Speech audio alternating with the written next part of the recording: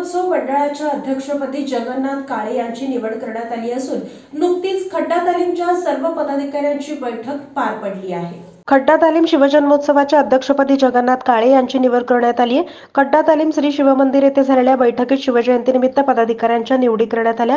दिवंगत सुनील कामाठी यांचे वारसा शिवकुमार सुनील कामाठी हे पुढे नेत आहेत। 19 फेब्रुवारी छत्रपती शिवाजी महाराजांच्या जयंतीचा औचित्य साधून खड्डा तालीम श्री शिवजन्मोत्सव मंडळाची बैठक आयोजित करण्यात आली। बैठकीच्या सुरुवातीला छत्रपती शिवाजी महाराज यांच्या मूर्तीचं पूजन करून सुरुवात करण्यात आली।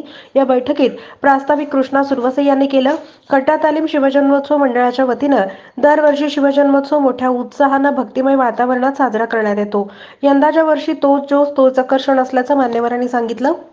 शिवकुमार कामाठी यांनी काही निवडी जाहीर केल्या।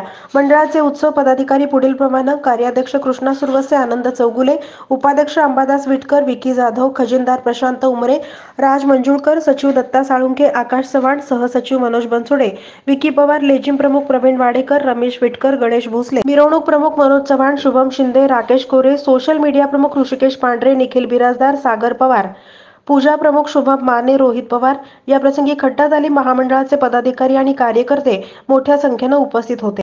खड्डा तालीम श्री शिवजन्मोत्सव महामंडळ 2024 ची आज मीटिंग पार पडलेली आहे। पप्पांची सारखी एकच गोष्ट आठवती, संकट येणाऱ्याला घेऊन जाऊ, न येणाऱ्याला सोडून जाऊ, अडवा येणाऱ्याला तोडून जाऊ।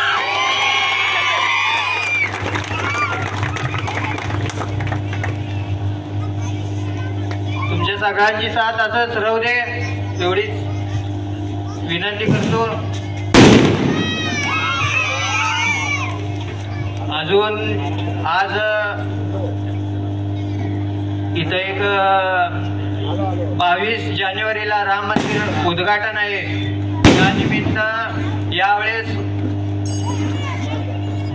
खड्डा तालीम मित्र परिवार तसंच सुनीताताई सुनील कामाठी यांच्याकडून श्रीराम मूर्तीचं वाटप करण्यात येणार आहे। ते तारीख लवकरच डिक्लेअर होईल। मला भाऊंच्या नावारूपी एक शब्द आठवलं, शरीर मरता है लेकिन नाम नहीं। या भाऊच्या नावासाठी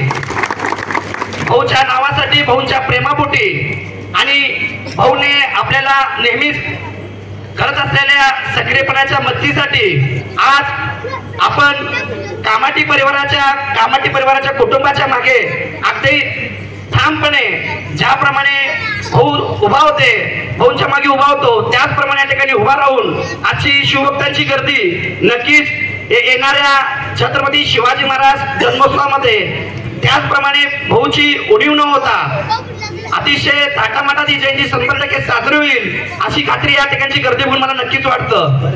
मित्र, भाऊविषयी सांगण्या इतका मी मोठा नाही आहे, कारण भाऊंचे विचार हे एक हिंदुत्ववादी विचार म्हणून आजपर्यंत त्यांनी जोपासले गेलेलेच आहेत। हिंदुत्ववादी विचार जोपासत असताना एखाद्या मुस्लिम भावनांचे मनही जोपासण्याचं त्यांनी काम केलेलंच आहे।